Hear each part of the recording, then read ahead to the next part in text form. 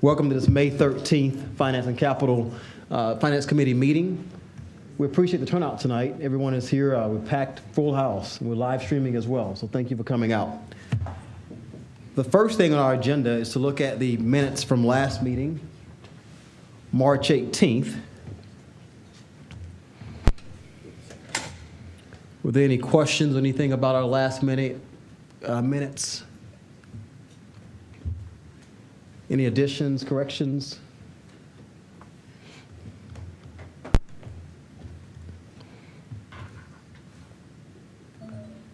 With that said, next we have our fiscal reorganization and restructuring plan presented by Human Capital.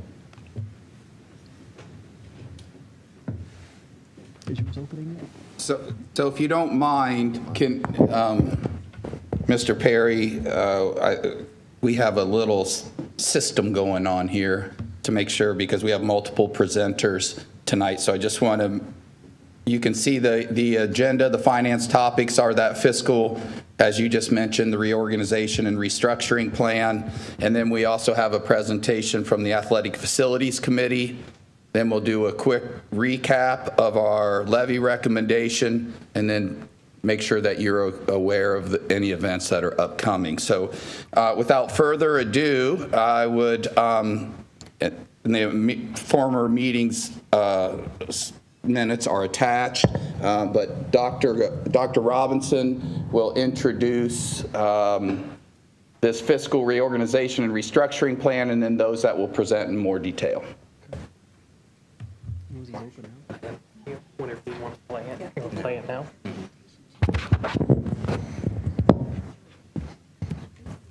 Okay.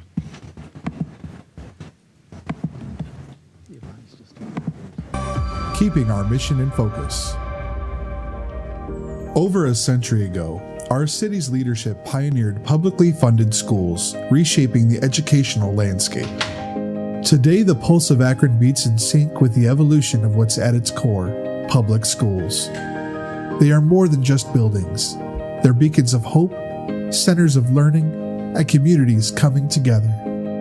Our story is shaped by what happens both in and outside their doors. A journey of challenges, triumphs, and focused commitment to our vision and mission. Our mission is clear: to ensure all APS scholars are college, career, and life ready by providing innovative educational experiences. But our path hasn't always been smooth. COVID-19 disrupted our classrooms, our community, and our lives. But we adapted, we adjusted, and we kept moving forward toward our goal. In the words of James Baldwin, not everything that is faced can be changed, but nothing can be changed until it is faced. Our instructional core remains steadfast. It is why we do what we do. We believe in the power of teaching and learning. It's not just about textbooks and tests. It's about sparking curiosity, nurturing creativity, and fostering resilience. And it's all built upon the four cornerstones that guide us: culture of safety and belonging, academic achievement, operational excellence, and family and community engagement. So as we navigate these uncharted waters, remember, a ship doesn't sail straight to port. It adapts, it adjusts, and stays on course.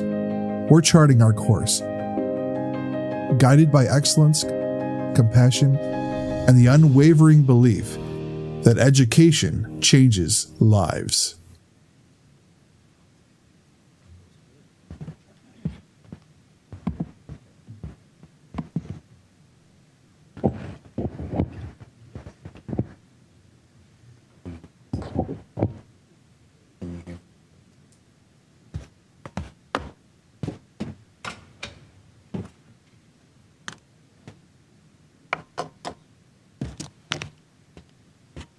Let's give our communications department, Mr. Ryan Rittenhouse, Mr. Bruno, Tommy Bruno, Ms. Joanne, Mark, a hand for the video that you saw today.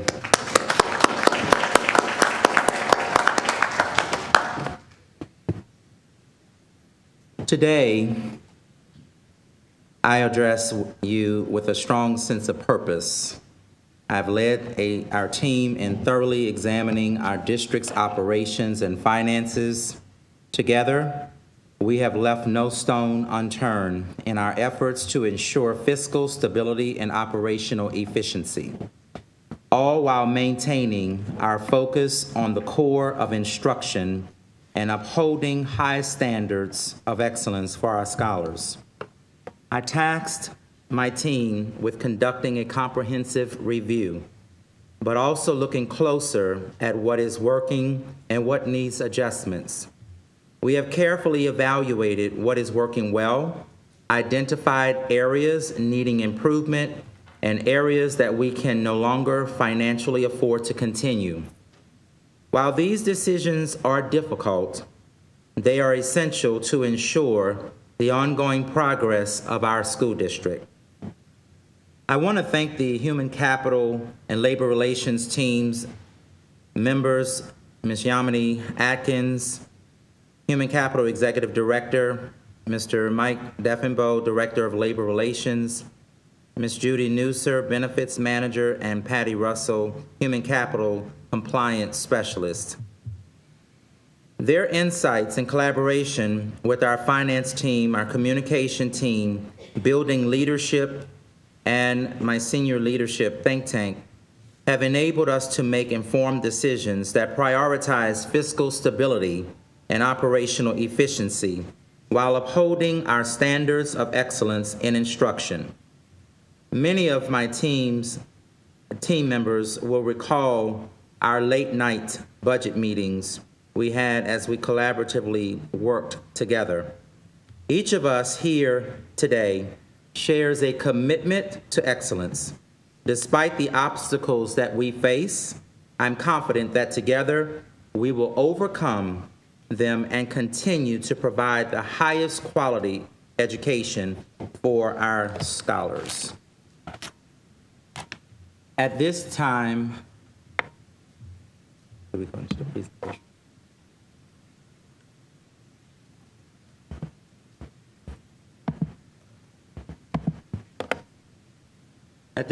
I'm going to turn it over to Human Capital and Labor Relations team, who will take us from this point, and Ms. Patty. Thank you. Thank you, Dr. Robinson. Hello. Okay. Thank you, Dr. Robinson. As we all know, APS, like many other public schools around the nation, has faced significant challenges over the past years. Student learning overall has taken a serious hit due to the COVID pandemic, which has had a downward impact on student enrollment. Additionally, APS has been operating under basically flat revenues since 2013, despite regular inflationary costs, rise in costs of living amounts, the need to hire more staffing during COVID, the need to purchase updated technological equipment, and other necessary operating expenses. Many of these costs were paid from federal ESSER dollars that were received by districts to combat the learning loss that occurred during the COVID pandemic. However, ESSER funding has since stopped. These factors have required this district to take an in-depth and realistic look into its financial status, and this superintendent has indicated a willingness to make some difficult decisions for the overall future of Akron Public Schools. Dr. Robinson has directed this office to look carefully from all angles at workplace deficiencies that can be restructured to create efficiencies, which includes right-sizing the district offices and buildings without compromising student outcomes. Just in the past 6 months, this district has taken measures through the HC office to implement cost-effective and responsible workplace processes and procedures. These include a position control policy, where we are regularly monitoring and evaluating the replacement of positions, centralization and management of an attendance and absence management control system, implementation of a time clock system, management of overtime, focus on staff training and development, delegation of duties to a labor relations department with district-wide oversight of proper application of all collective bargaining agreements. Further, we have looked at the application and enforcement and the updating of workplace rules and policies. These are just a few examples of some of the steps that have been taken. The district CFO, Dr. Steve Thompson, has made several presentations alerting us as to the financial shortfalls in the recent 5-year forecasts. As indicated in his reports, continuing to operate without identifying savings places the district in jeopardy of deficit spending, and in following the fate of some of other neighboring school districts which have fallen into such status as fiscal watch and state receivership.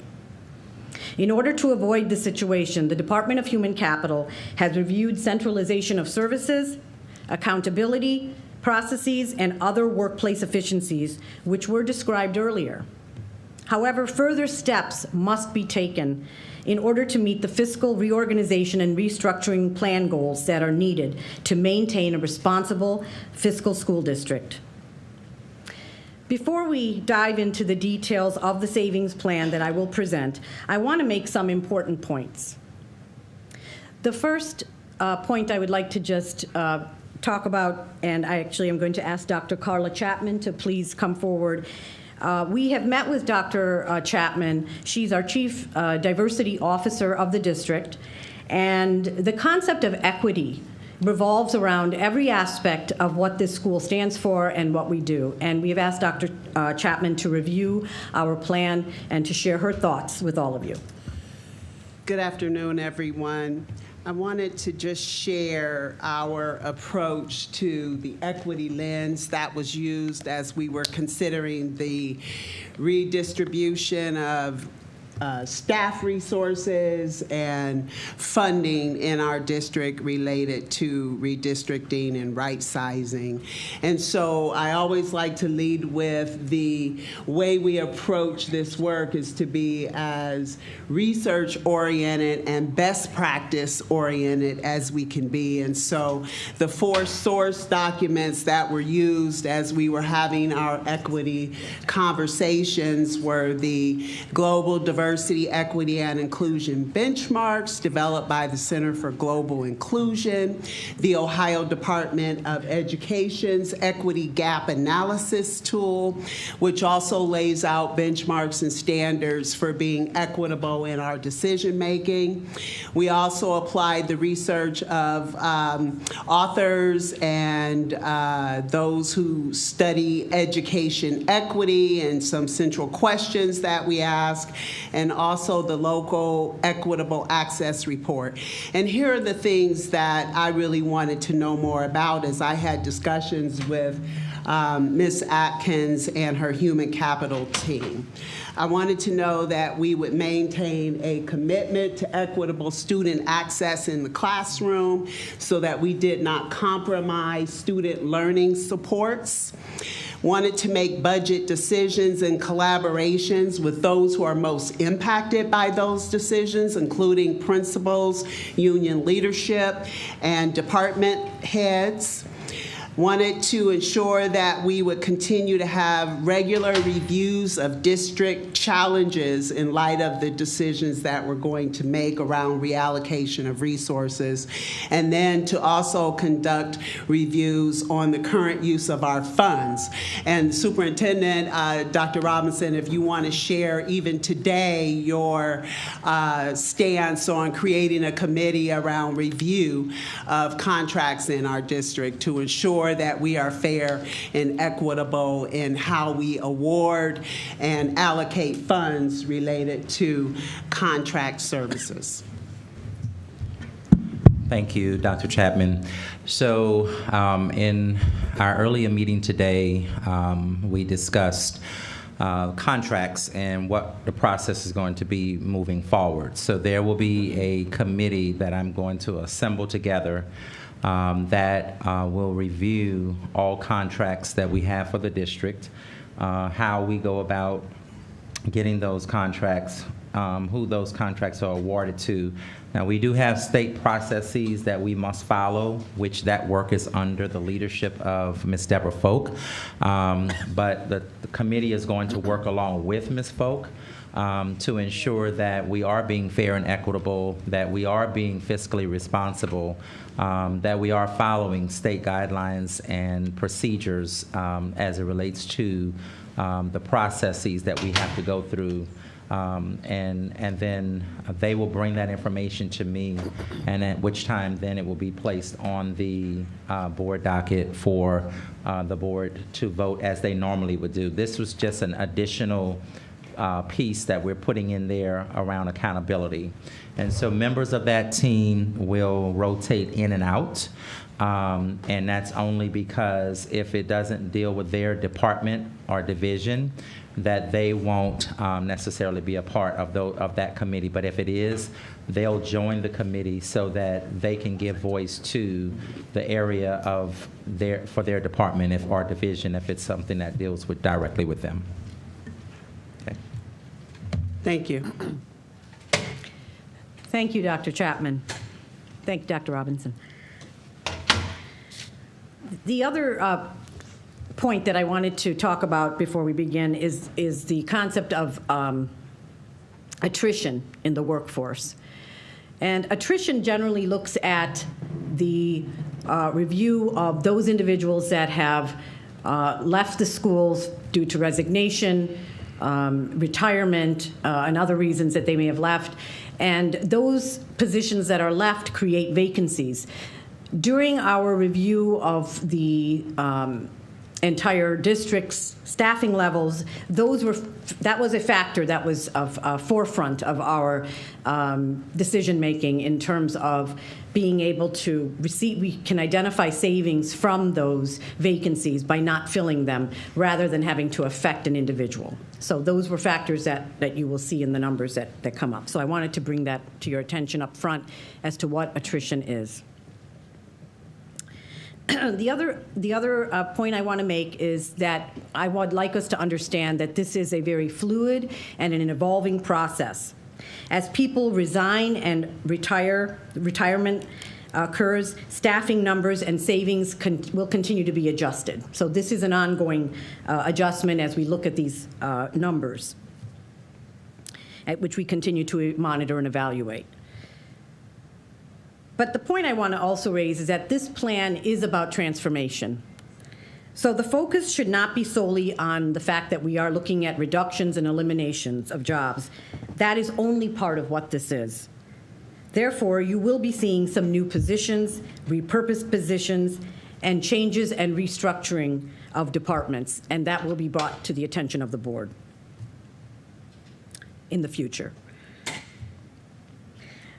We are speaking at this point also, I want to say, at a very high level. We're not getting into the details of individuals that would be involved or affected by these steps that we are taking. These are legal steps, and the collective bargaining agreements and state law is implicated. So we want to be cautious in how we lay out information on that process. And we also want to be sensitive to employees who have not yet received notification at this time. A comprehensive booklet has been prepared by the department, the Human Capital Department, outlining the restructuring and reorganization plan, and this will be made available to the board, to the media, to the public, and will also be posted on the district website. Included in this booklet at the end are some frequently asked questions sections that what we anticipated would be some of the fundamental questions that would be asked regarding the restructuring process. And I guess finally what I'd like to share is that I would like to just extend a thank you to union leadership. We had to meet with our union leadership where staff was affected by some of their staff was affected in these bargaining units. We have 7 unions here at Akron Public Schools, and our meetings, while we had difficult conversations, were very professional, And we do appreciate the cooperation that was received, and do appreciate their understanding. So, saying that, I think we can go ahead and. Just a moment. Mr. Chair, may we have a moment to stand down? Yes, we Stand may. down for a few minutes? Okay. Yes. Thank you.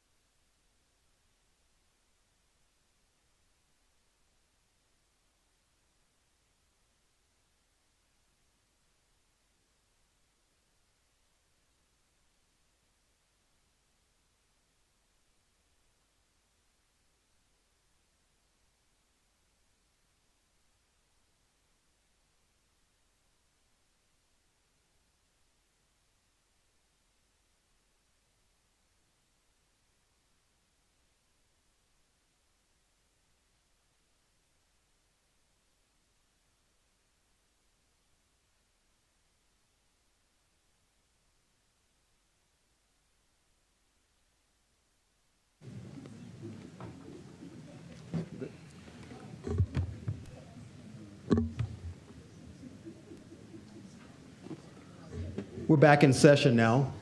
We do apologize for that quick break. We had to make a discussion about the 5 of us being here as board members and whether we were having an illegal meeting. We've been advised by council that we're okay to continue this meeting.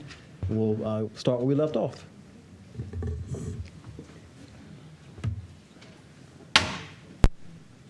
Okay, so we're going to go ahead and put up our first slide. This is our savings plan that we have in place here. As you can see, the total savings that the district has recognized, has been able to identify here, is close to $24 million.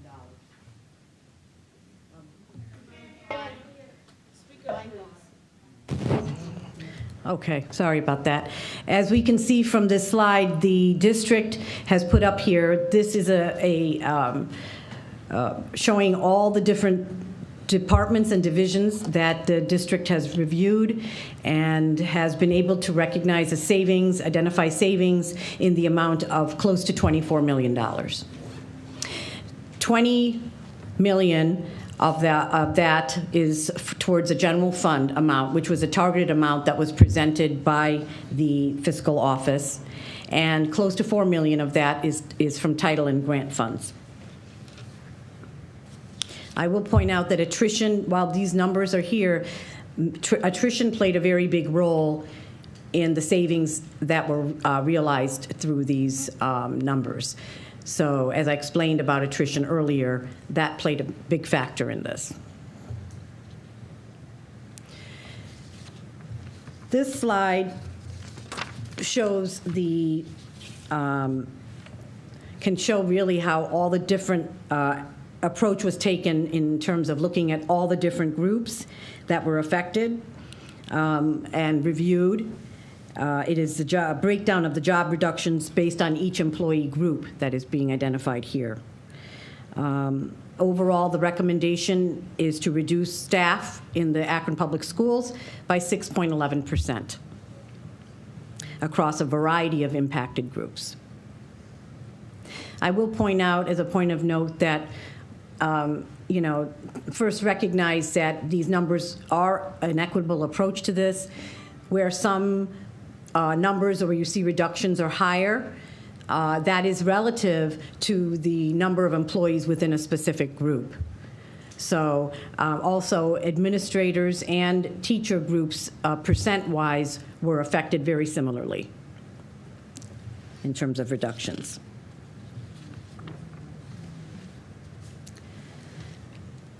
This slide shows, if we focus on our instructional core, it is important to note that 201.5 instructional staff were affected. Out of that, 66.5 of those are classroom teachers. The remaining is 59 non-classroom teachers assigned to positions at central office and 77 non-certified sub-tutors that were paid from the general fund. And Patty can explain, these sub-tutors are temporary, non-certified subs, and they were brought on during the COVID pandemic, and at this point, the district is not able to continue to sustain these positions through the general fund any longer. Patty does not need to explain. I think Yamini summed that up quite well. And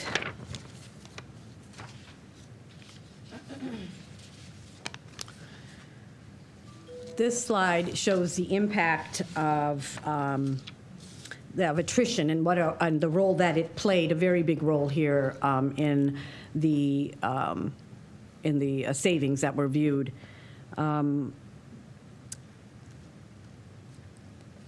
It shows that about close to 110 employees were affected. Not employees, positions were affected through attrition, vacancies, and about 169.5 are position reductions within the district for a total of 285.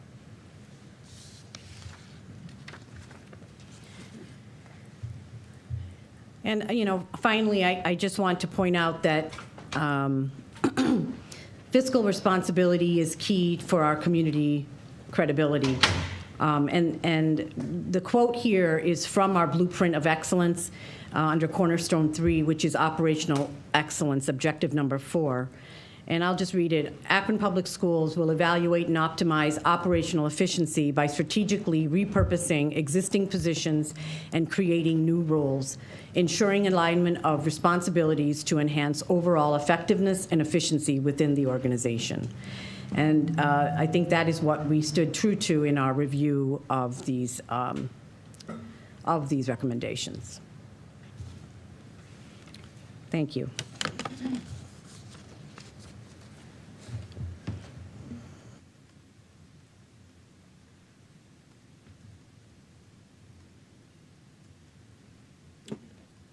And next, we have the presentation on athletic facilities.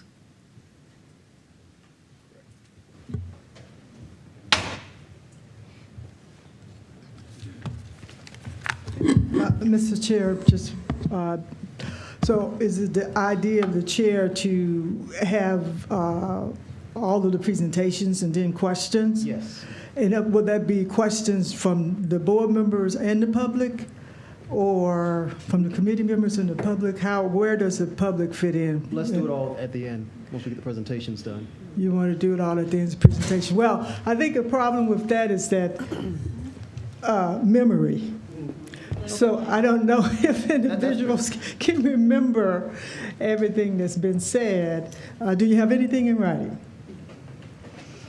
Yes, we are going to present to the board and to the media, certainly can have it, and we have created our booklets that I talked about that will have all the details of what we just went over, and a further explanation of the reasoning behind the why behind the steps that are being presented. Okay.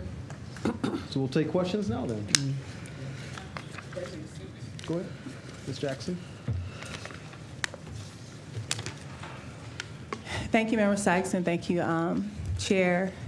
I thank Member Sykes for bringing the point up for memory, because what I want to address is it was the slides, because I just want to be very clear that I'm understanding properly. As far as the cuts, when it has teachers, tutors, and substitutes, and I was trying, if we can get back to that, it was like the highest percentage, and I know that, no, not the class, before the classroom, no, before this slide. I think it was Here, the second slide. yeah, Yep. here. And so teachers, tutors, and substitute, total employees, 2,698. That's the number of employees that are in that group. That are in that group. Mm-hmm. And out of that group, we're looking at a reduction of about 200. That's correct. Yes. Which is about 7.47%. Mm-hmm. Okay. Yeah.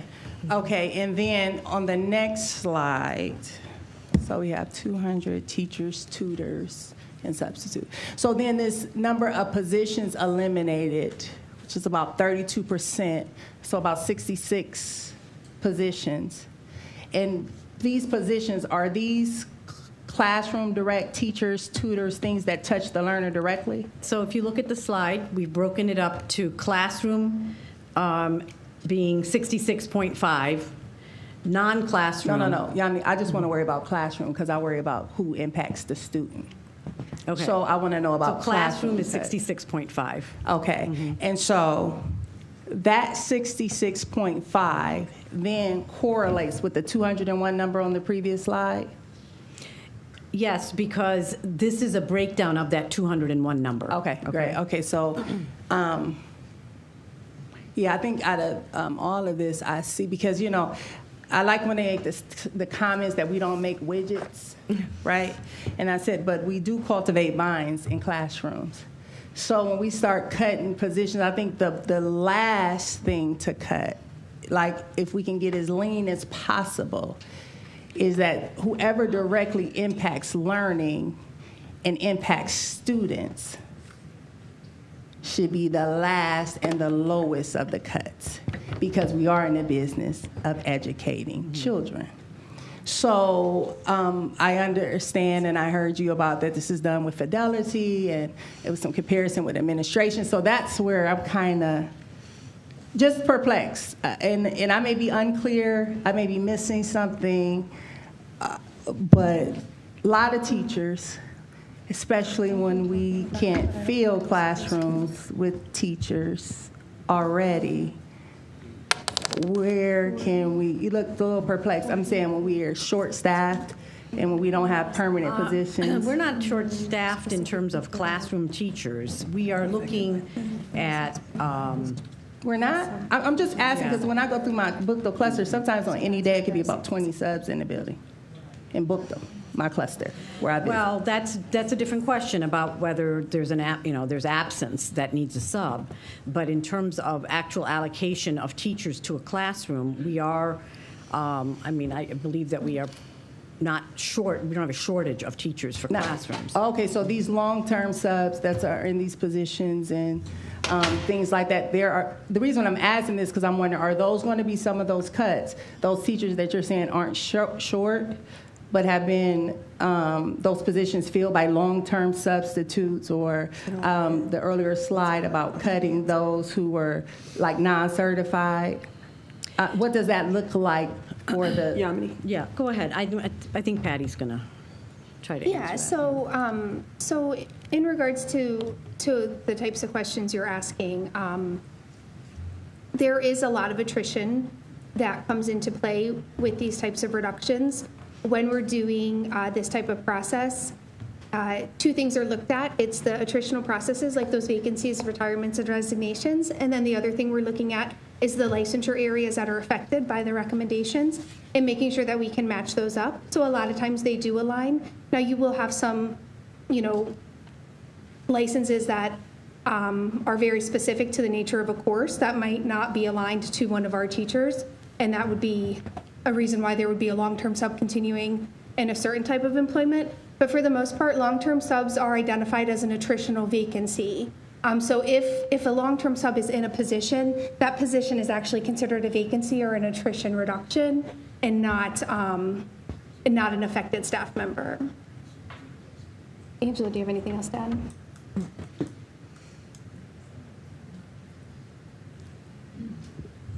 So, Ms. Jackson, we are not necessarily, I want to make sure that this is clear. So you have vacancies across the district right now where you do have long-term subs in those positions. Those are still vacancies because a sub is not a permanent employee.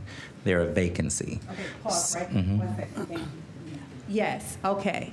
So what takes me back to this is because then it said the removal of those substitutes, those non-certified subs that filled positions because of ESSER funds, which made me think to question. Oh, just the two. They said substitutes, though. The word substitute. These are substitute tutors. Oh, okay. All right. So now because my we will concern maintain was, a substitute teacher list. We still have that. Okay. Yes. Okay. All right. Because that was my concern. So now we're getting rid of this population of workers that are instructing. And how was that going? Okay. And that's why I said I wanted to get clarity because it's hard for me to, as an educator, to rationalize decreasing teachers in classrooms since our main asset are students. And then if we are putting people in classrooms, if they are sub or non-certified or certified and they don't have classroom management or, so many things I'm thinking about that raises my concern when we think about our output, and which is the output of our scholars, that they're prepared and things of that nature. So, I think that added me some clarity. Yeah, because I still have the some last questions thing I'll that think about we're later. wanting to do or trying to do is to eliminate things that touch the classroom.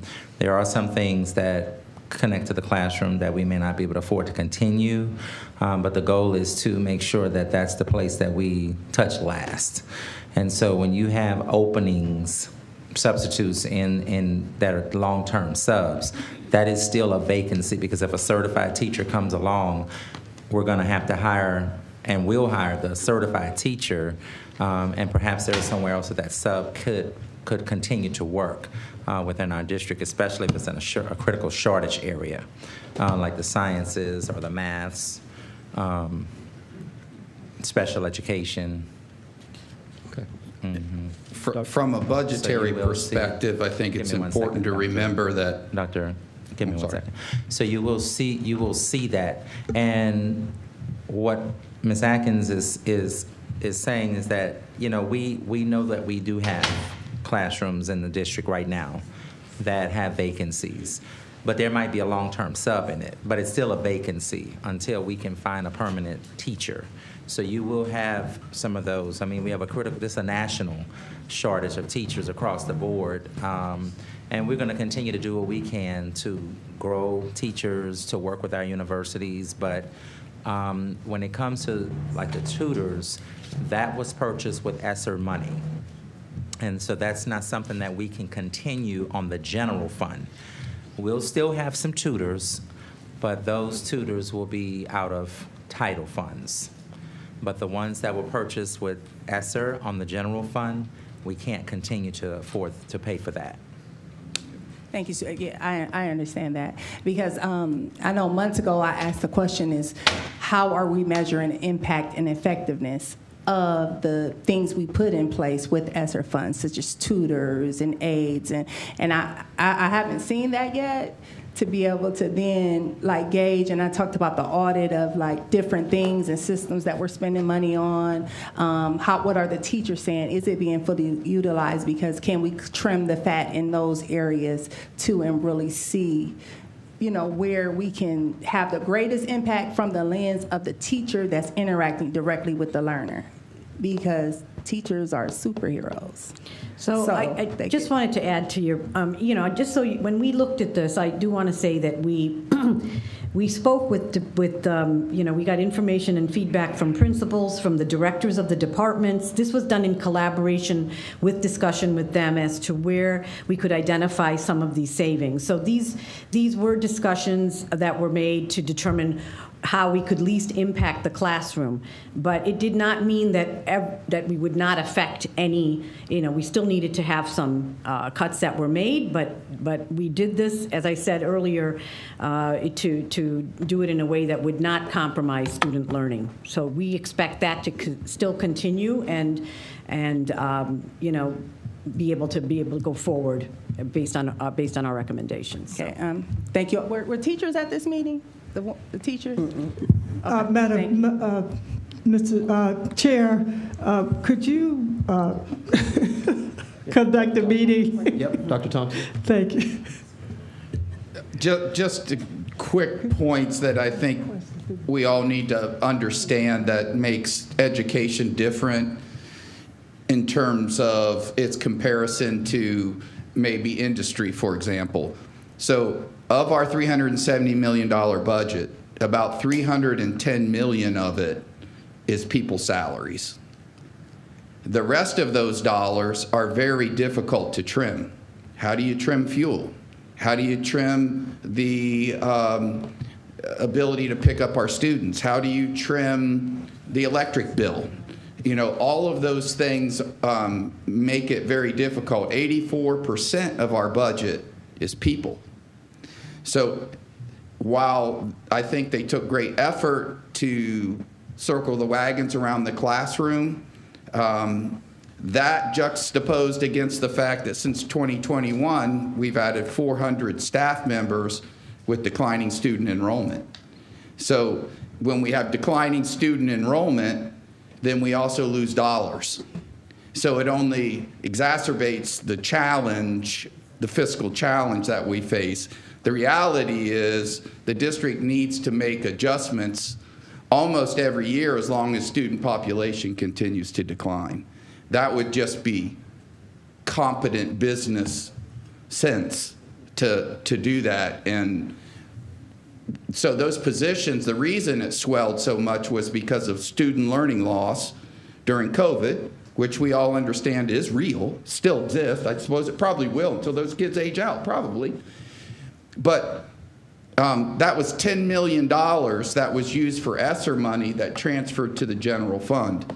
And that was never supposed to happen.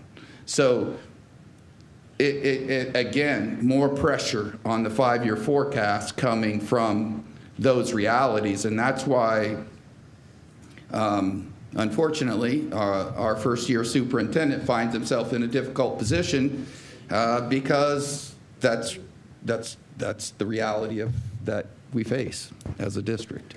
So it's very difficult to make any kind of substantial cut without impacting people, because we're a service industry.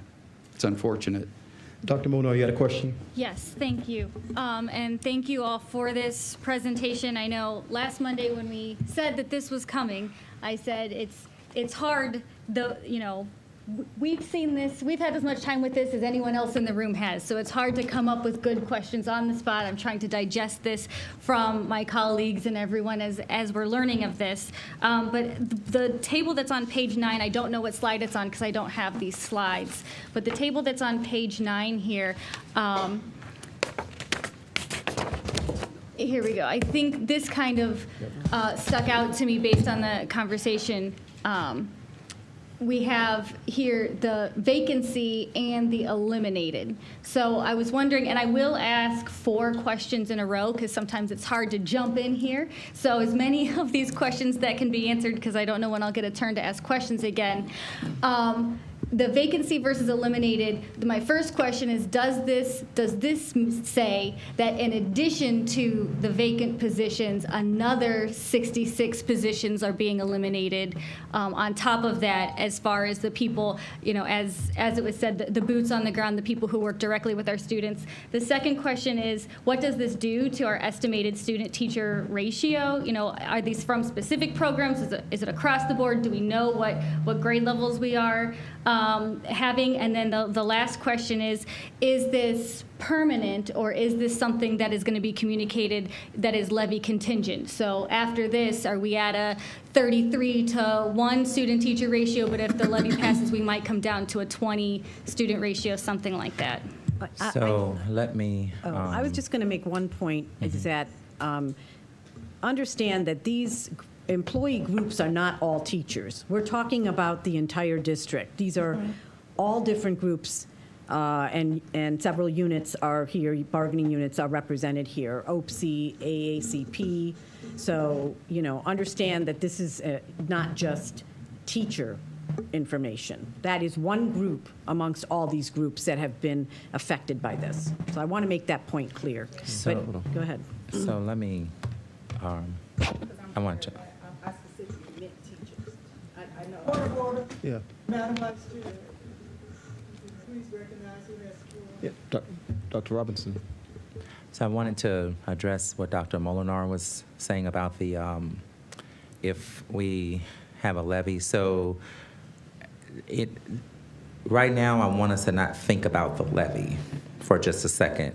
I want us to just think about our 5-year forecast. And in order for us to get to the end of the 5 years and not be in the negative or the red, we have to make these cuts. $15 million was the minimum that we could make. However, it was to our advantage, which we truly needed. So in other words, you really could say that the minimum threshold probably should have been maybe, let's say, 21 million, right? So because we knew that in order for that we would have to come back again next school year, possibly, and make additional cuts.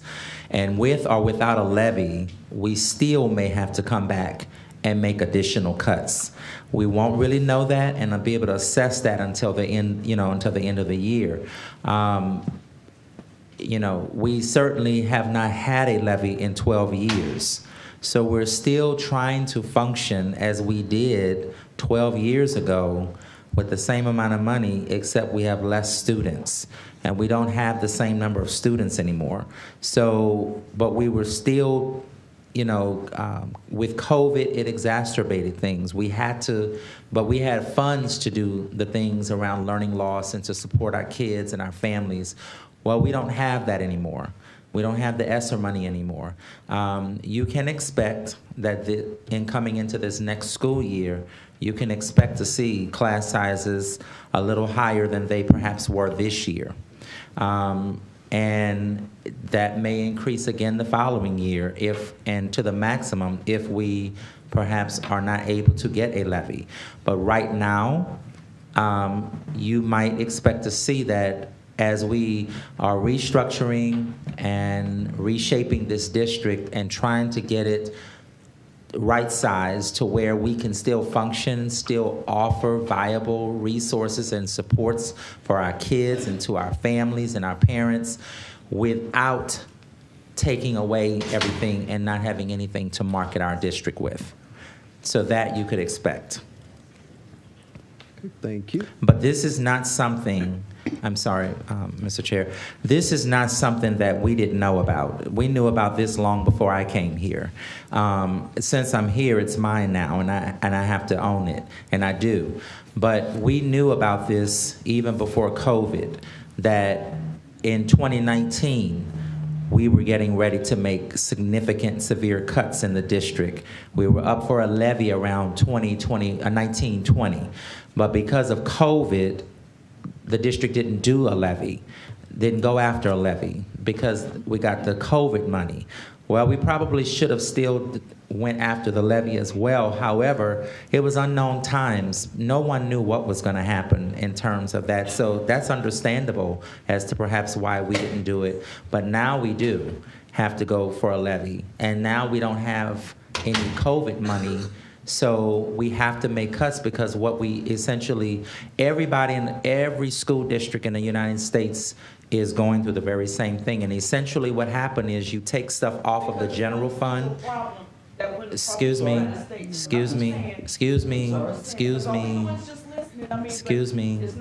giving us a chance to speak. We'll have a chance for public participation in a minute, okay? There's just a whole lot going on that's being said, and the public is not getting we're not getting out there with y'all.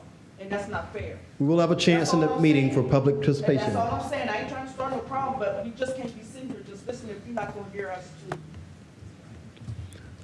Okay, thank you. Member Hall, had a question? Just a real quick question.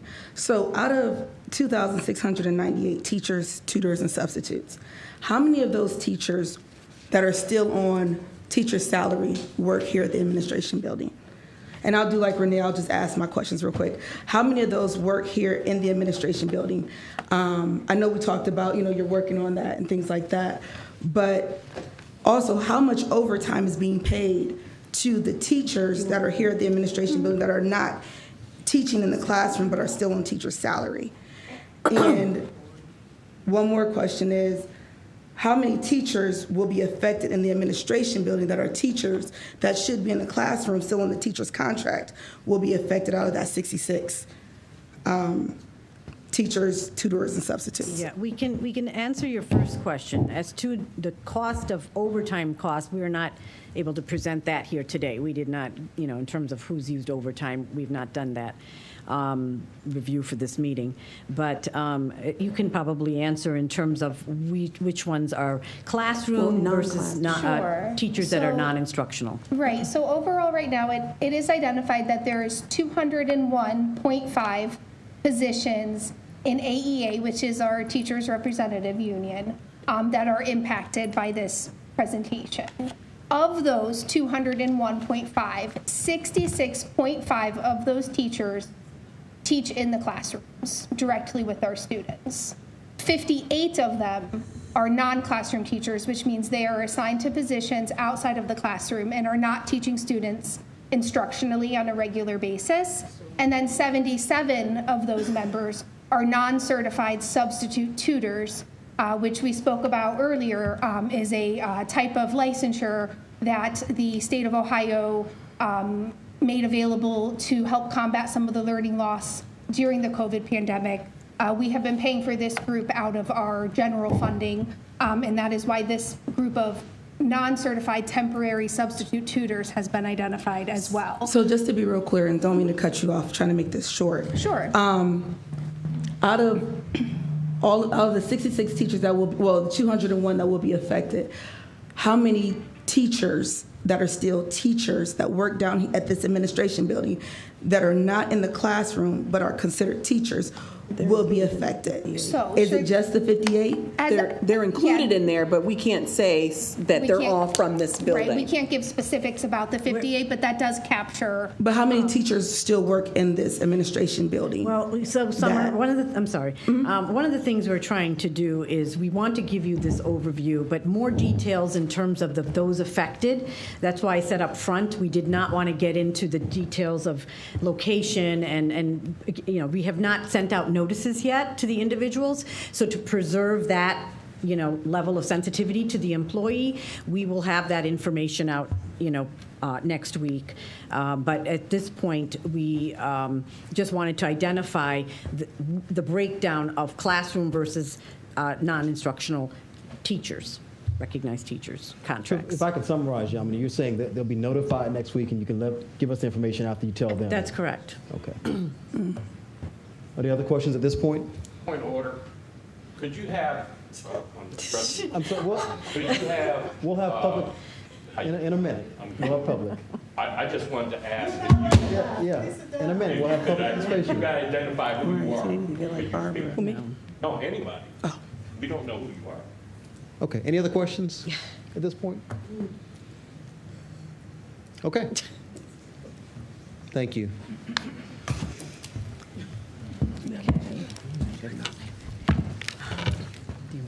So at our last, hello, my name is Angela Carter. I'm Chief of Staff. You're welcome. At our last board meeting, we were talking about our athletic facilities. And one of the things that we're doing is we are looking at making sure that we're keeping our facilities up to date for our scholars, because we know our scholars thrive through athletics. And so we want to make sure that we have an equity lens across everything that we do, including our athletics, specifically our facilities.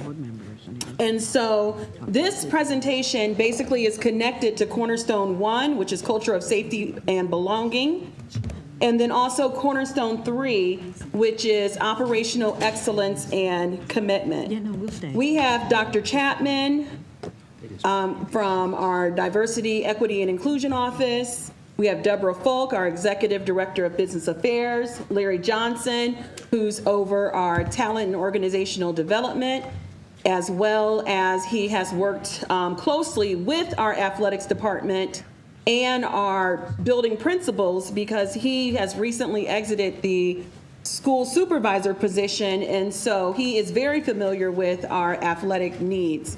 And then also we have Joe Vassilotti here, and is Michelle here today? Okay. And so today we are going to talk about and understand and prioritize the needs of our APS athletic facilities, as well as Dr. Chapman is going to talk to us about having an equity lens. We're going to ensure maintenance of all athletic facilities, and we're going to talk to you about some updates that some of our buildings need as it relates to athletics. And then also, we're going to provide an overview of the process used in getting to a recommendation, as well as looking at things that we're going to do future forward, knowing that we have new administration in place and we have new processes in place, because what we want to do is continue to get better at what we do, and then make changes and revise things that need to be stronger. I'm going to now hand it over to Dr. Chapman.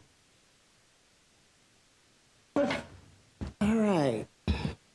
So as we were reviewing where we are with our athletic facilities, I just want to say these are the things we focused on. The practices that we use in terms of how we fund, maintenance, how we pay attention to our facilities, the processes we're using to determine who needs what and when. And we focused on the solutions that we want to put in place, as well as the importance of relationships. So just to give some history and context, there were some past initiatives put in place to address our athletic facilities and also some challenges. We learned of a former athletic advisory committee. We also learned some new information about some financial constraints on previously requested facility upgrades. And then there was some disruption related to COVID. There are a number of school teams that utilize the Ellis Stadium, and we reviewed that. We learned of some irreparable issues around the stadium lights. We wanted to look at prior athletic advisory committee recommendations, and we wanted to have some more discussions about the permanent improvement funds that are used in our district and also paid to our city as a part of our 2003 CLC agreement. There are some budget restrictions related to the 034 funds. We talked a lot about needs and, of course, the assessment that is underway of the Bookdo Stadium press box and concession stand. And then, of course, we have a new director of facilities and building services that will be coming on board that will pick up this work and continue with it, along with a committee that's dedicated to athletic facilities. So Larry's going to come and talk more about some of our competition spaces and how we evaluated those, and then what we determined to be some immediate needs around enhancing our JV and middle school athletic teams.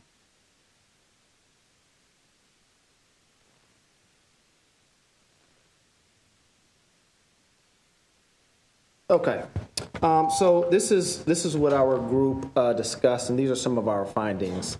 I don't want to read each of these, but I do want to I want to provide an overlay, a commentary about how we arrived at these. Our group learned a lot, as Dr. Chapman discussed, the potential consequences of lights failure for games and events related to Ellis Stadium. I'm going to get into that a little bit later, so let's just stick a pin in that.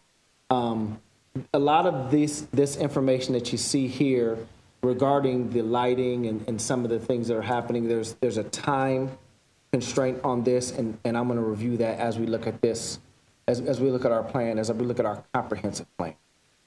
So our team prioritized the following needs for each building regarding bringing each building or each site up to a competition site. So you will see Bookdo has several areas that we discussed were in need of upgrades. Air conditioning to the competition gym, the concession stand needs an upgrade. Dr. Chapman talked about that. We're in the process of looking at that.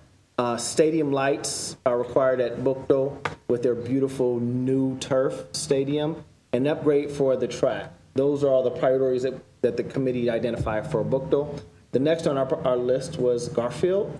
That's at what site was that? What stadium? The Kenmore Stadium. Turf on that field for practicing games. Kenmore Stadium needs lights as well. We'd also like to upgrade East.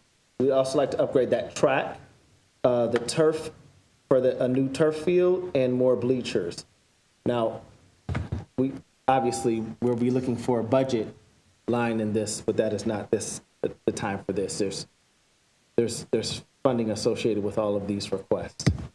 Ellet is at this point where we're talking about lighting upgrades for the field, and here's a time sensitiveness that was discussed earlier. Because the lights are in such disrepair that we have to replace the facilities. We have to replace all the lighting mechanisms.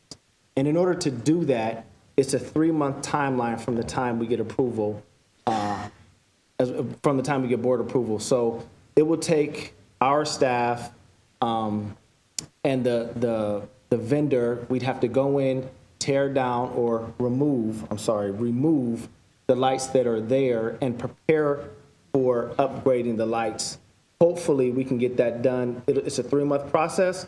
We can get that done at the end of at the end of August, at the beginning of September, which could impact competition there if we can get this done currently. But that's the time. There's a 3-month process from the time we get board approval. Firestone, turf field needed for practice, and North, this is really sticking a pin in it. Hopefully we can, with the with the new building at North, we will be able to make some different recommendations once that building, once that new building is upgraded and that community has a new site. But we'd like a turf field, upgraded track, with the proposal for upgraded track somewhere between $575,000 and $600,000. Our next steps, we'd like the opportunity to increase our communications around this. We'd like to expose scholars to this and really get them at the table to advocate for themselves, their communities, and their schools. This established athletic facilities team, this is a subgroup of the master's facility planning team with a regular review of these facilities and budgeting. This committee really is just an overview and an oversight. The real goal of this is to really upgrade this and send this to back to the buildings to get student voice and to get an oversight so that we have a lot of eyes looking at this comprehensive plan.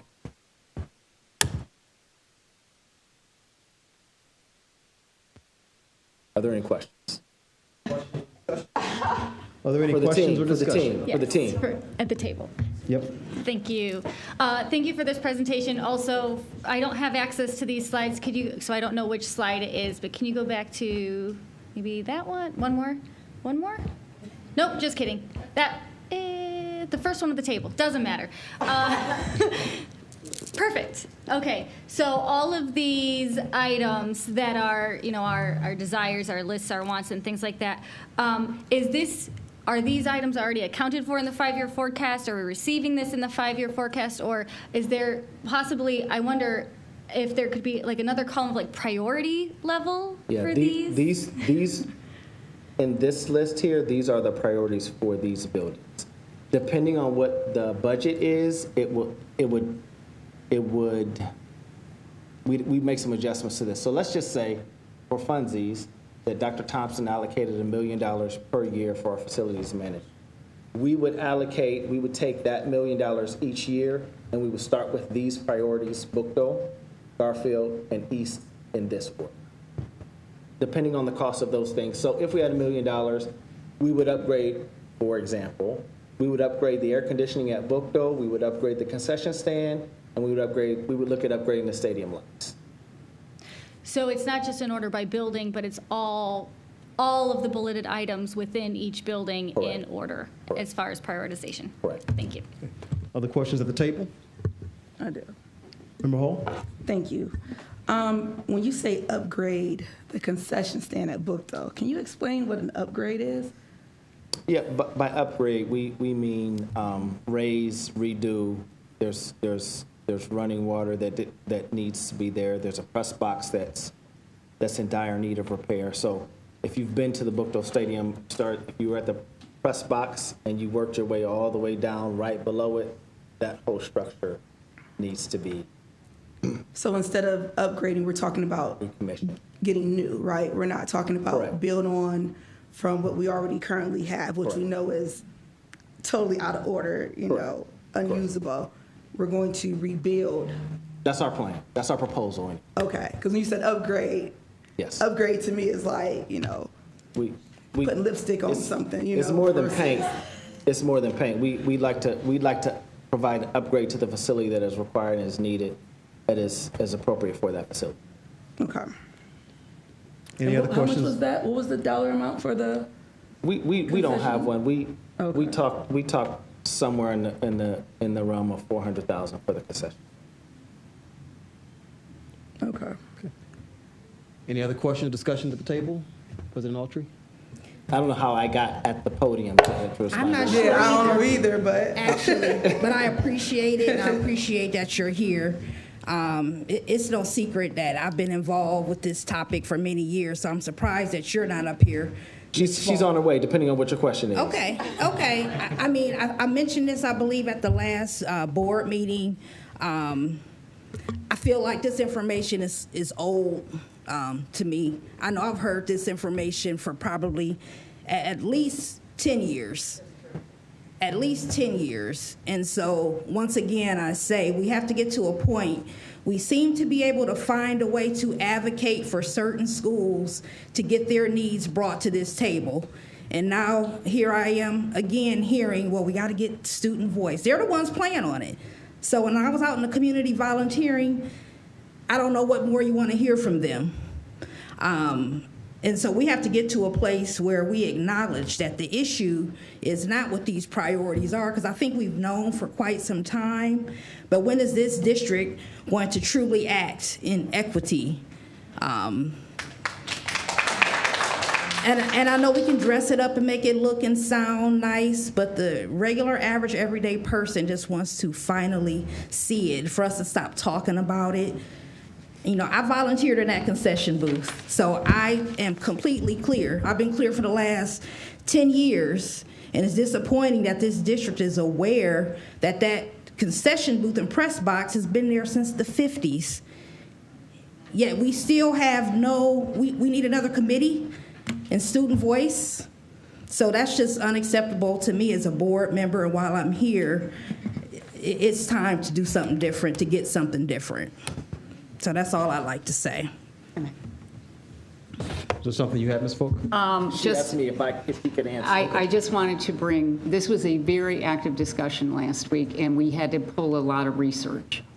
I will advise you that this is the first time the air conditioning in the competition gym has been part of an athletic, and I brought that up because I knew how many activities I have in that gym, and when you go through and explain to everybody what is actually used in these facilities year-round, Mr. Basilati and I felt that this needed to be added because it was not part of the new structure or the new building when it was originally added to the gym that existed.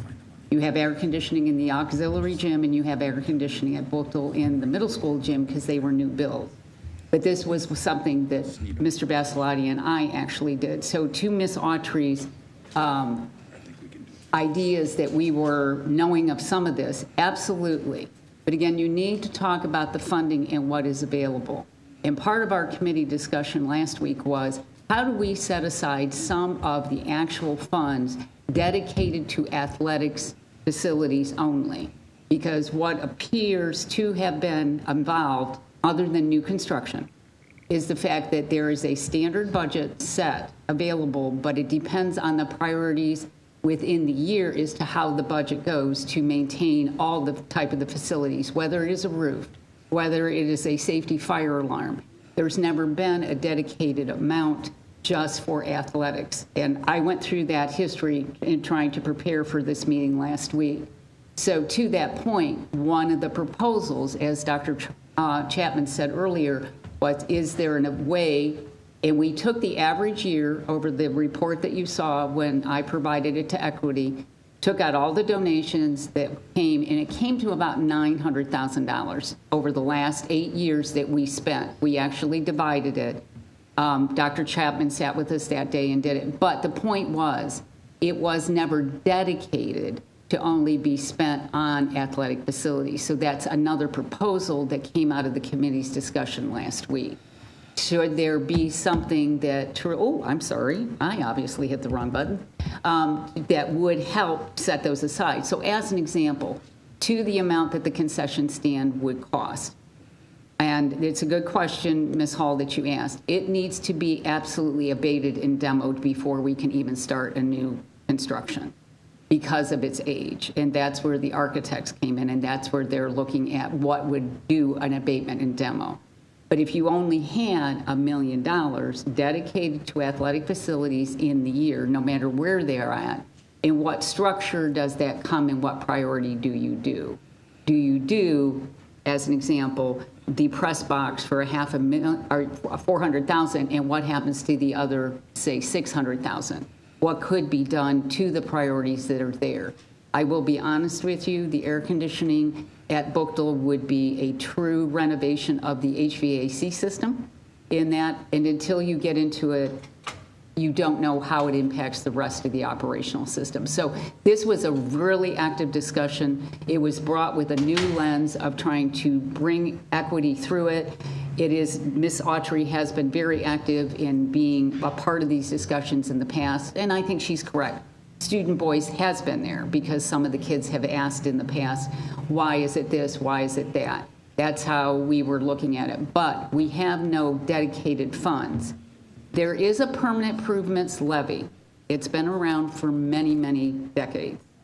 And currently, according to the Treasurer's Office, it brings in about $4 million a year. Of that, $3 million of that automatically is sent to the city as part of the 2003 agreement. And I sat with Dr. Thompson, Dr. Robinson, and the budget review team last Tuesday. And Mr. Atkins advised currently there are no additional funds in the permanent improvement funding line at this time. So, which is to help build or renovate or maintain the physical assets that we have. So this has been a discussion that we've actually been going very, very actively participating in, and it was a good meeting among the group that we brought last Friday together to help with this upgrade in information to you. Thank you. You're welcome. I want to make sure we have time for public participation. We want to make sure we have that here. One more question, Ms. Hall? Yeah, I'm sorry, guys. So you said it comes out to about $800, Ms. Folk. But when I did a breakdown, because I know on the 6th we had a conversation about the athletics. When I did a breakdown of all of the numbers of the general fund that we have paid for in our schools, and when you talk about the bleachers at Bookto and needing to be replaced and the concession stand, in 2020, we spent at Elliott $584,000 on old bleachers. But Bookto's bleachers and concession stand has been as it is for many years. Actually, Bookto's bleachers were replaced at the same time as Elliott and as well as the Kenmore Stadium. It was a continuous activation process through that whole summer, and it involved all 3 bleacher sets being replaced on the same year. And with the same quality from the same vendor. So how do we spend $1 million at only Elliott and Firestone, but all the other high schools, we spend less than $600,000? Some of the actual assets that are at these locations are different, so I'll give you an example.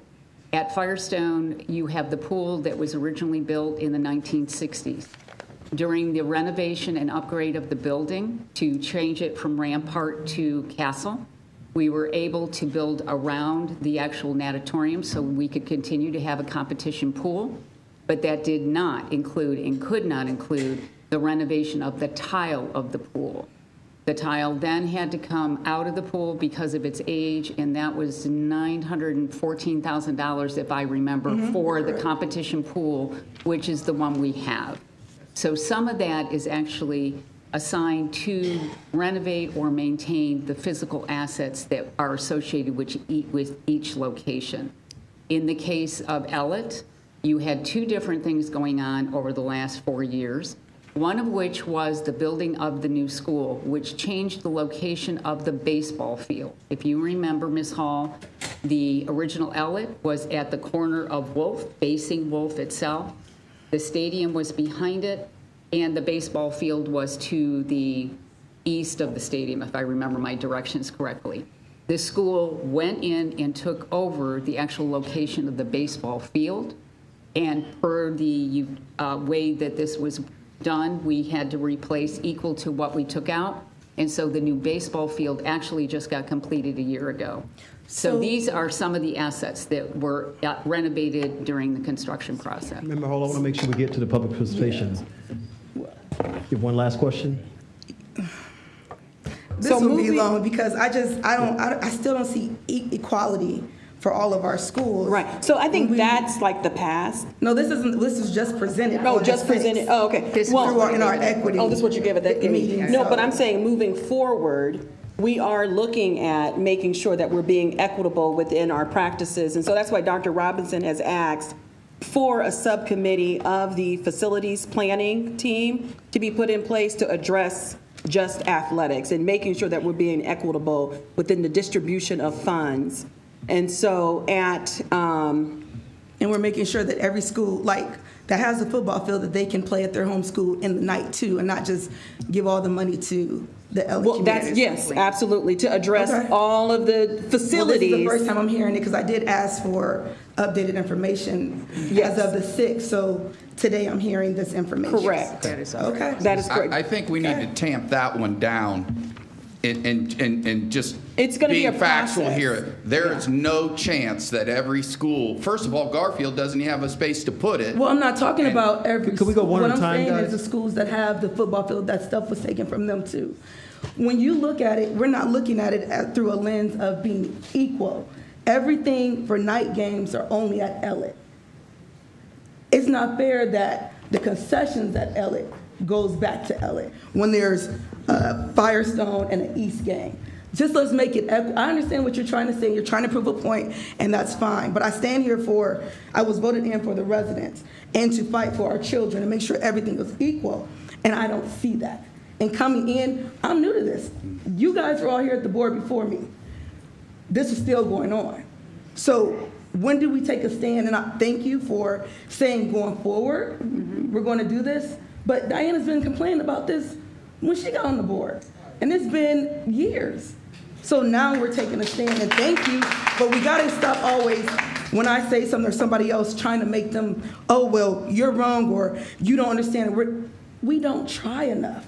We keep saying what we can't do instead of trying to make a difference and a different impact in our children's lives. Or we're going to keep losing kids to private schools through ad choice. We're going to keep kids coming out of our schools. And I stand here as a board because I have one vote just like everybody else. But I'm here to fight for our kids, which I think all of us are. But if we keep having people make excuses on why things can't happen, we're going to continue to have this. Thank you. Okay. I'm not arguing with you at all. There is great disparity in athletic facilities. We know that. But Mr. Thompson, if we're talking Yeah. about, they're saying going forward, we're going to see a change, we're going to have committees, then let's do that.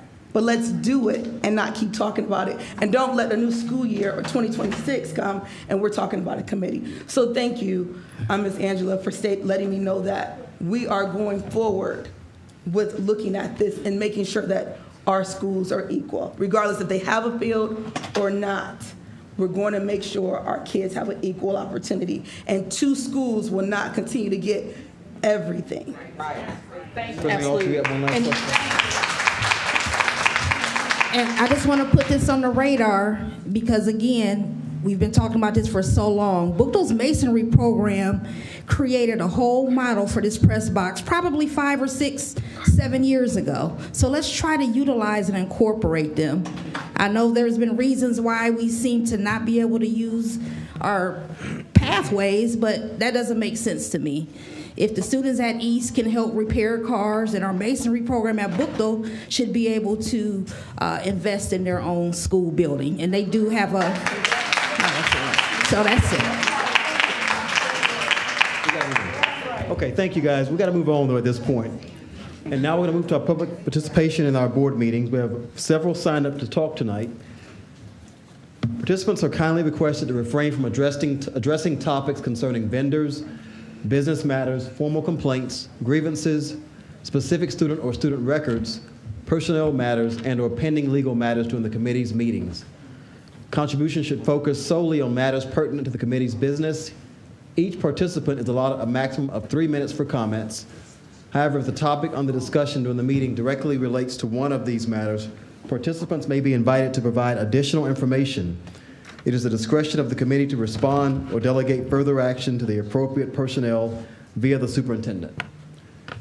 First up, we have Robert Lyons, Sr.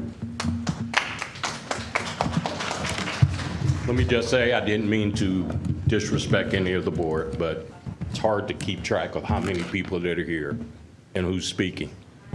I'm Robert Lyons. I'm a van driver for Akron Public Schools. I also have a parent and an aunt of a special needs kid that's here also in attendance, and more will be coming.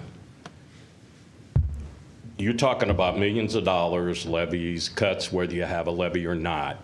Van drivers have not had a raise. Mr. Lyons, we can't speak on contractual issues at this meeting. Okay. That's probably why we're here. And there's a lot of van drivers here and voters. And we need to be heard. We asked before how we address, we asked for an executive session and it was shot down. So I don't know what's wrong with talking about public matters that's affecting public voters. But we're paid one amount of money. The contracted companies are paid another. They get $310 to transport one kid.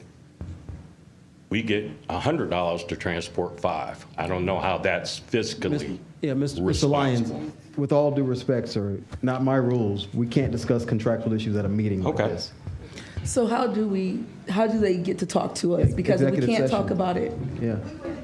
We were denied an executive They were denied last week, executive session. So how do they be able to talk to us about what's going on? As far as I understand, executive session is a place to do that. So I'd want to discuss who denied you and why that was done.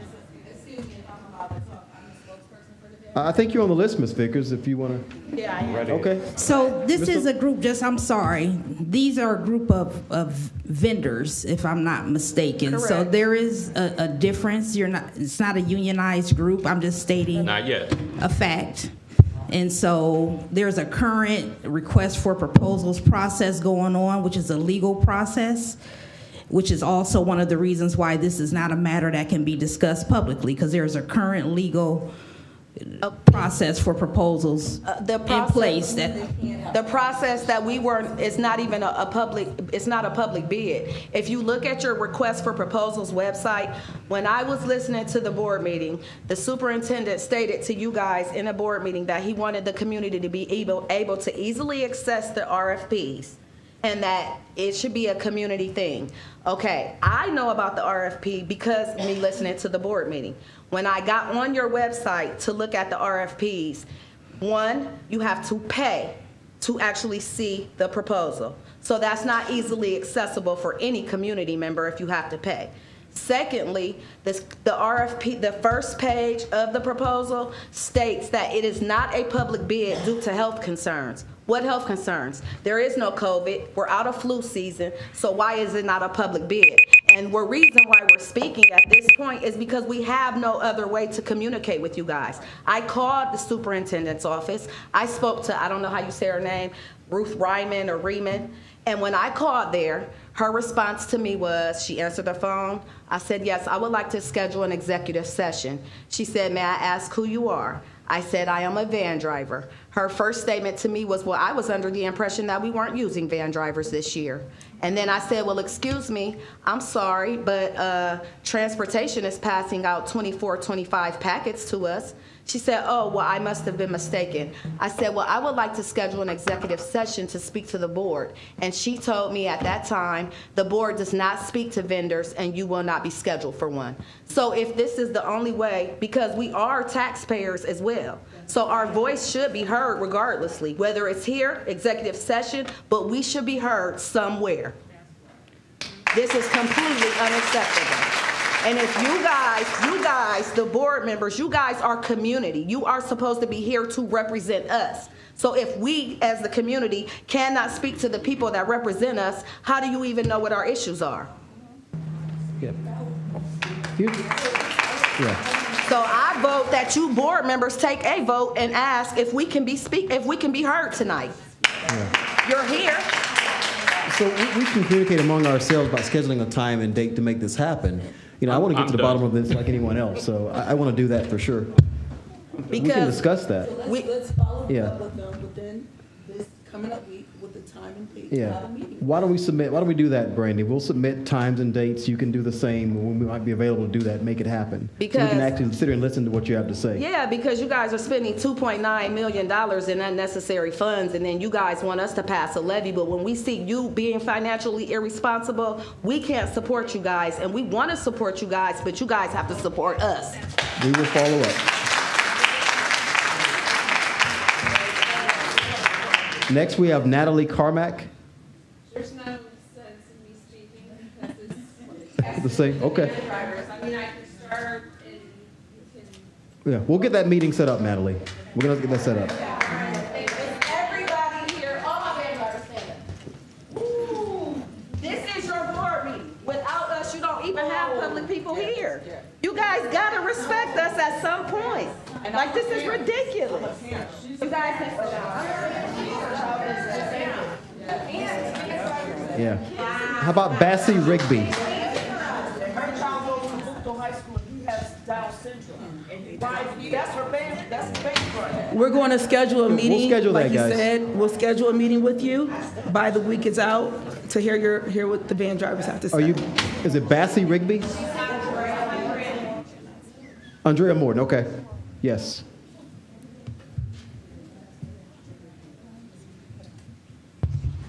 Hi, I'll be quick. I'm going to skip through some things because I respect the non-contract conversation. I just want to, this is going to be hard. I just want to state, yeah, you guys put us in a little bind.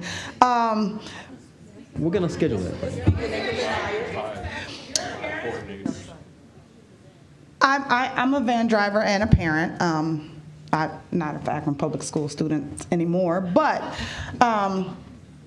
as far as the vendors go, I'm not speaking on contract, but I do think that it needs to be questioned. How are we going to regulate that these vendors are following APS guidelines, because they're being ran by this company that was started a year ago. I'm not talking contract, right? It's getting really close. Okay, It's getting. But I just, well, excuse me. I think it needs to be questioned. We need to open our eyes and see that there is definitely some, I'm going to say it, collusion going on here with this company. The amount, I'm not speaking specifics, but the amount of money that has been shelled out for a company to do exactly what we were doing for 50 plus years, it doesn't make sense. And this is not about contract, the 3 individuals that were hired into management who has since resigned have direct relationships with that company, with these companies. I'll leave it at that. Okay. You guys got to open your eyes. We've been bamboozled, basically, and it is so obvious, but I don't understand how no one else is seeing it. But I do understand, because we don't have a voice to speak. The only person that we can get to is Mrs. Falk, and then it stops there. And so our complaints they fall on deaf ears. And we had all of our children snatched away, which wasn't a part of the contract. Let's keep that in mind. That wasn't a part of the contract. Yeah. Our children, go ahead. We can't keep talking contractual, I'm sorry. We just Well, can't. that wasn't a part of the contract, is what I'm saying. There's things that went on outside of the contract. But I'll leave it at that. Eyes got to get open. Like, you guys got to open your eyes. This is so much wrong going on, and who do we talk to? How can we get our point across? We care about the kids. Right. Let me speak on that real quick, and then I'll be done, I promise. We collectively in here, we've been driving for over 50 years, okay?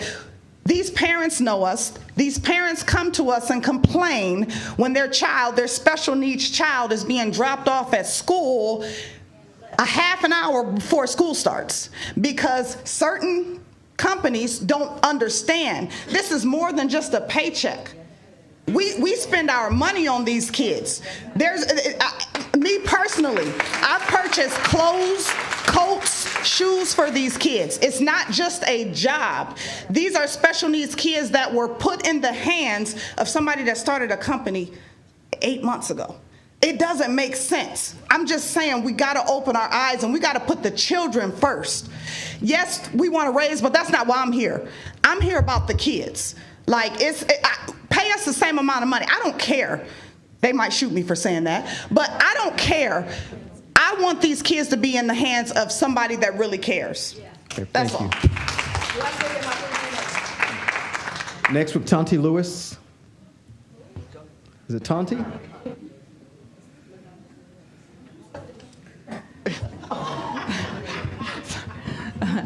Good afternoon. My name is Tonti Lewis. I am a mother of a special needs child to go to Bookto, 1040. I was coming here because I was trying to stand up, not only for my son, not only for the parents that have disabled children, but the van drivers. Me, I don't really trust a lot of people with my Down syndrome child, but I have grown to know, I have grown to know Mr. Robert. He is my current van driver, and I love him. He's good to my son. He is good. He deserves, him and everybody else in here, they deserve a raise. I have 5 companies that I work for. I know I pay good taxes, so why they not getting paid, okay? I just want a change. I don't understand. You guys say that we don't have enough students in our district, but that's because y'all bust them out further. Y'all took away West Junior High School and shipped everybody to Elliott. For what?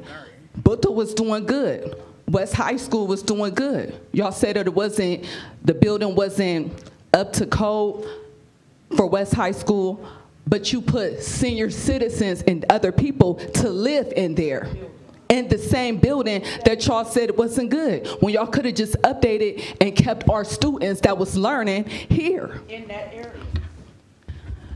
I'm willing to, because my auntie know a little bit more and I'm new about this or whatever, so I'm willing to share some of my time with her. But you guys, I'm glad I came out. I only came out because I happened to see it on Newsbreak, and I was like, hold on, this contractor van driver said she was working for 17 years and she was making $11 an hour. I know. I know I'm about to, I'm just saying, it disturbed me a little bit, you know, because I know I pay for it. But you guys, I'm glad I was able to come out and talk. You guys was like Folgers in my cup today. I appreciate you guys. Thank you. Next we have Councilman Lombardo, I'm sorry. Councilman Lombardo.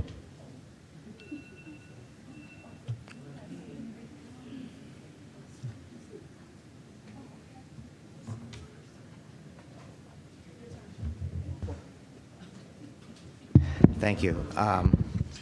Appreciate the time and the amount of work I know the staff puts in. As an accountant, forget the councilman part, but as an accountant, I can understand and appreciate that it comes down to the bottom dollar. So first thing I wanted to say is anything I can do to help with the proposed levy, you know, just let me know. Second thing, on one of the first slides, it said Office of School Improvement. This regards to the budget cuts. It said Office of School Improvement, a cut of $2.2 million. I just wanted to know what the definition of that is, school improvement. Thank you. Thank you. Okay. Do you want to say something? Yeah, you can. Yeah, go ahead. You want to answer the question? You want to go ahead? Okay. Okay.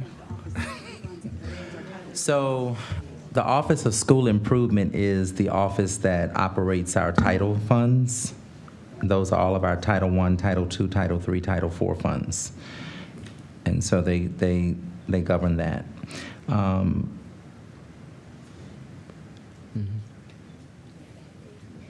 So but again, going back to the earlier point that this is still fluid, and so there may be additional things, but this is what right now where we are.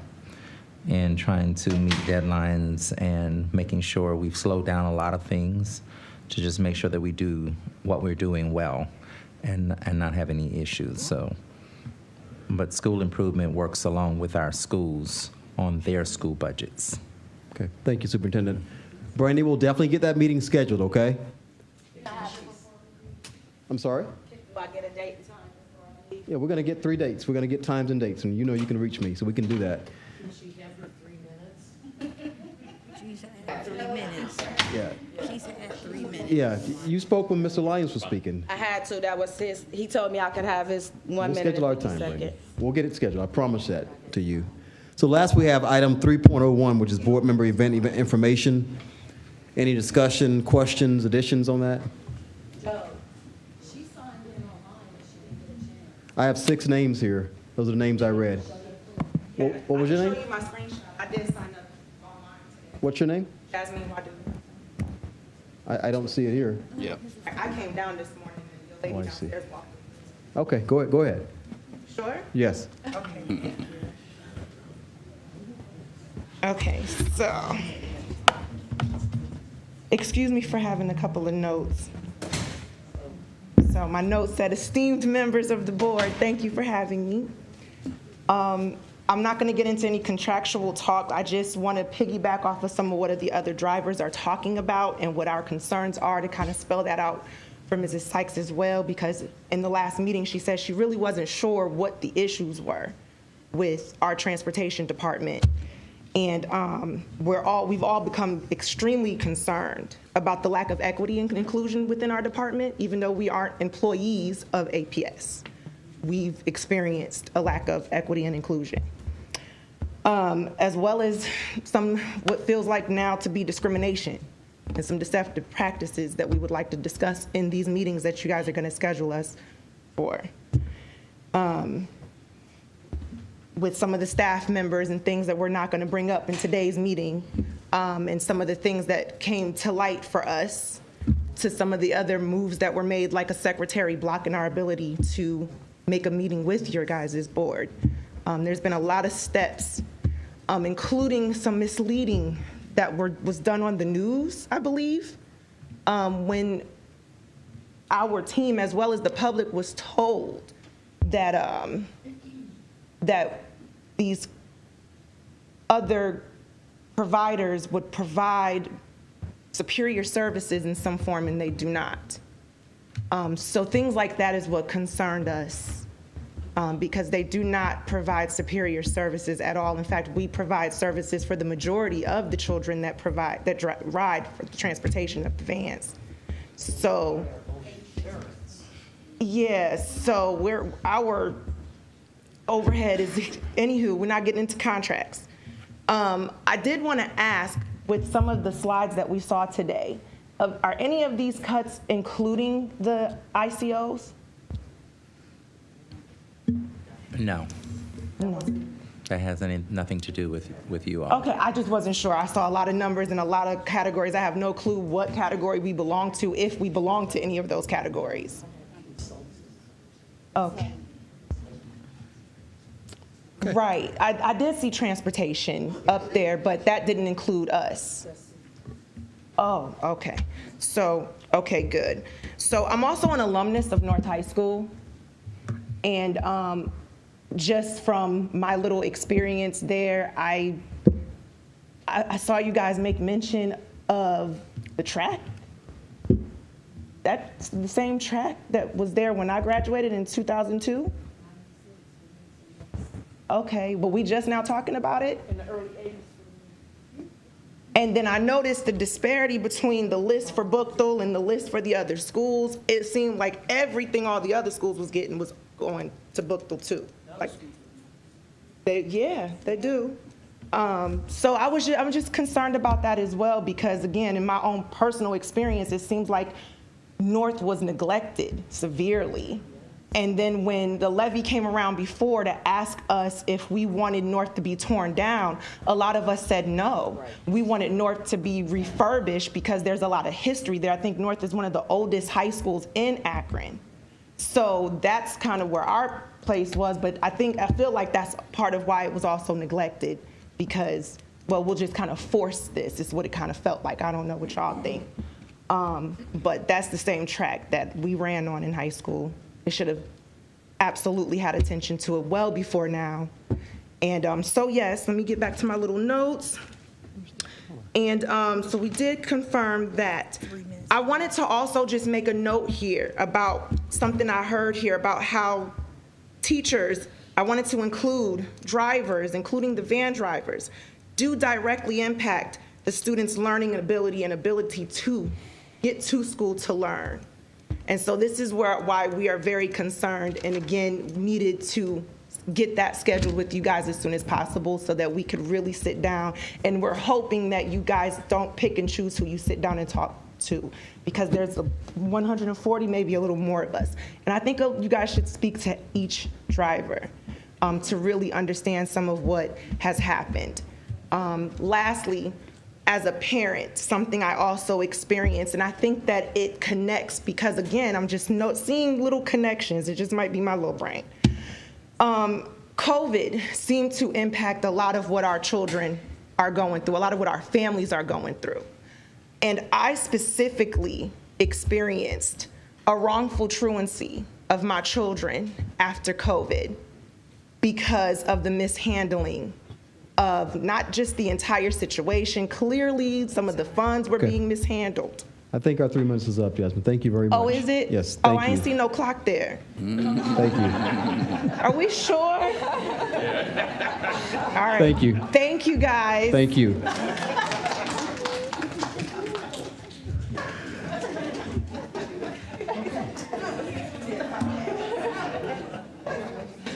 Is there anything else to come before the board, the committee? Mr. Chair. Ms. Sykes? Thank you. Mr. Chair, as the Vice President, as the Vice Chair of this committee, let me just first of all thank everyone for coming out. And secondly, sir, you did not offend me. I just simply wanted you to know that you did not have the permission from the chair. So I try to back up my chair whenever I can to let you know that he had not recognized you. But I appreciate you being here. Thirdly, let me just be very clear in that this meeting that the board members are looking at setting up, that I will not be a part of that because I am not a part of the administration. I am part of the legislative process. I have all the confidence in our superintendent and his staff in sitting down and coming up with an agreement with you, and then he will bring that to this board, and the board will vote on it. But I will not participate in that. I will stay in my lane, and my lane is a legislative lane. I'm Barbara Sykes. Yeah. Of this board. Of the board, yes. I am a legislator. I am not an administrator for this board. And so therefore, I will not interfere with what the administration is doing, and I will wait on their recommendation to the board. And at that time, when it is time for us to vote, then I will state whether or not I agree with what's coming before the board. But it is important that we understand the roles of each person. And my role, I am not the superintendent, I am not the assistant superintendent, nor am I the treasurer or any administrator in this system. Okay, thank you, Ms. Sykes. Anything else? Dr. Thompson, do you have something? My name is Steve Thompson, and I'm the treasurer. So this has been a fun meeting. It's been a fun meeting. Anyway, just briefly want to touch on, I just want to put it out there because I want you to understand what we're moving into and why it's so important. We have two major things we have to cover at our next board meeting. One is the recommendation from the administration to move forward with the levy, which is 7.6 general operating, 1.3 bond issue, where did our last speaker go? Raise your hand. Where is she? Oh, in the back. And that 1.3 mils is what would be used to construct a new North High School. So, and I think I've said this last meeting, but I think it's important for people to hear, things get lost over the years and we forget why decisions were made. When the money came up to build North High School, during all the construction, the student population at North was significantly lower than what it is, and the state wouldn't co-fund it. So without co-funding from the state, it looked like it was going to close, as late as 2016. And here we are growing in population in that part of the district now, so the board's trying to address that issue. And we need your support in order to do that, to make that happen. And I think we all, when we talk about cuts, I think it's imperative for you all to understand and know that these are the most difficult decisions that administrators make. These impact people's lives. And every job that's out there is important, or we wouldn't have hired it. And part of the challenge with van drivers, by the way, is we can't get enough van drivers, which is part of it. Okay, well, then I'm sorry I said that. Maybe we'll come back to that and figure that out, but that's always been my understanding. So, okay, sorry. They told people to pay supplies. We're not hiring van drivers. We don't need van drivers. I sent 5 people, and they were told that. Okay. Well, I guess that's one of the discussions that we can have and get into. I digress. I like your vocabulary. Anyway, so that is coming up, and then also, so you'll be asked to vote on the resolution of necessity, which will have those millage in, unless you tell me otherwise or tell Dr. Robinson otherwise. That will be the millage that you'll be voting on, and that can't change. Once it's in a resolution, then we'd have to back up again another meeting if we come to that meeting and we're not collectively on the same page. So if there is a problem with that, please let Dr. Robinson know, let me know, so that we can make whatever decision we need to make. Secondly, you'll get the first look at the 5-year forecast. 5-year forecast couldn't be completed until we know how much we're cutting. Well, and that won't be solidified until next week. I'll give you the 5-year forecast predicated on what you saw today. But then we must come back, must come back before May's over and approve it. We can't approve, we're going to give you time to digest it, but it's really important that we have at least a quorum to come back and vote on that before May, because it is due to ODE by the end of the month. So that is why it's imperative. And I know we have a lot going on at the end of May, and graduations and busy lives and all of those things, but we have to get a quorum together some way, somehow, after you've had a chance to digest that information. Okay, thank you, Dr. Thompson. That's it. Our next Finance and Capital Management Committee meeting is Monday, June 17th at 4:30. No time. We'll now stand in adjournment. Thank you.